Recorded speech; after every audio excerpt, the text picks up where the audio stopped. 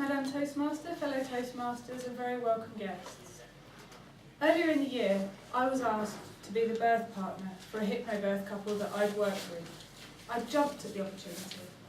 I'd never been at a live birth before and didn't really feel that being an avid viewer of one born every minute was really giving me a good insight into what happens during labour. I would like to, through my words, help you to experience this in the way I did, as I feel that it was one of the most amazing things that I'd ever seen. I didn't want to miss the opportunity, so for about a month I was waiting for that phone call. My clients, who I like to call friends now, felt that the baby was going to come early. As it was, it came late. But I had my phone with me all of the time for a month and turned on to extra loud as much as possible. At 5:30 AM on the 2nd of June, I got that phone call. My friend had been having ripples, which is what we call contractions in the hypnobirth world, since 3 AM. But she was still laughing, joking, sounding like her normal self. So we agreed that I would get to her house at 7 o'clock. This would give me enough time to go in the shower, nip to Tesco's to get those essential birth items. Bananas and energy tablets to keep her energy up.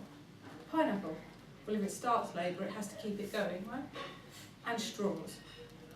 Thankfully, everything got used. The pineapple was eaten as soon as I arrived.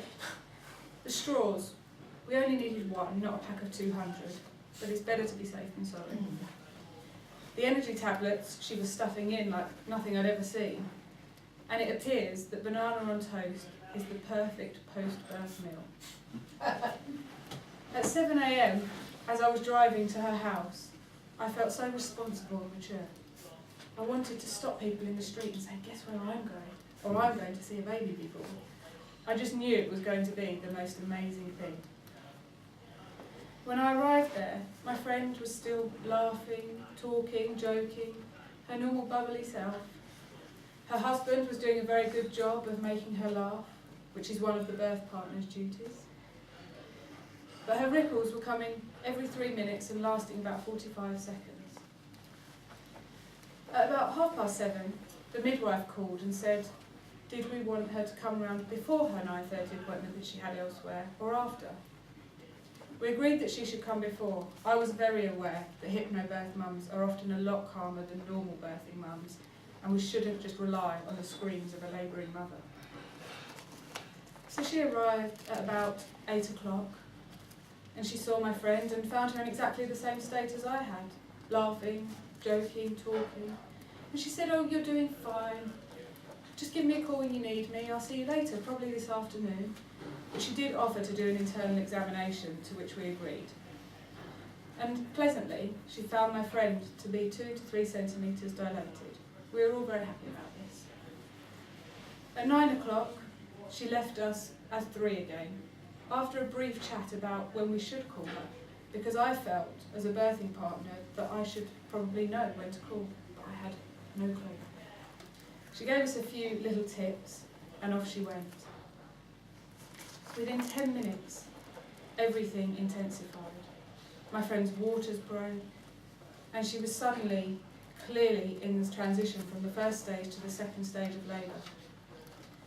Knowing that a birthing woman is best left alone, her husband and I did our best to leave her alone. We decided to begin filling the birthing pool at this point. And after a very intense 30 minutes, it was ready and we helped her in. I spent a moment just talking to her, going through her muscles and helping her to relax. And within a short amount of time, she was calm again. But then suddenly, at 10 AM, she told me she needed to push. Her husband at this point was rummaging through a cupboard trying to find a fan, as she was so hot. I tried calmly to shout to him that we needed to call the midwife now. Okay, I'm just trying to find the fan, he said. I said, no, we need to call now. Okay, I'll be there in a minute. No, now. He finally understood and called the midwife. But her phone went to answer phone. Oh. In a much calmer fashion than I would have done, he simply called the next midwife on the list. He said that she would leave the hospital immediately. It's only a 10-minute drive away, so we thought that she'd be there very quickly, especially if she put her foot down. But half an hour later, she wasn't there and my friend was still pushing. 40 minutes later, she still wasn't there. So we called her again, and luckily she was just turning into the road. When she came inside, my friend calmly told me how she was feeling, including the pushing.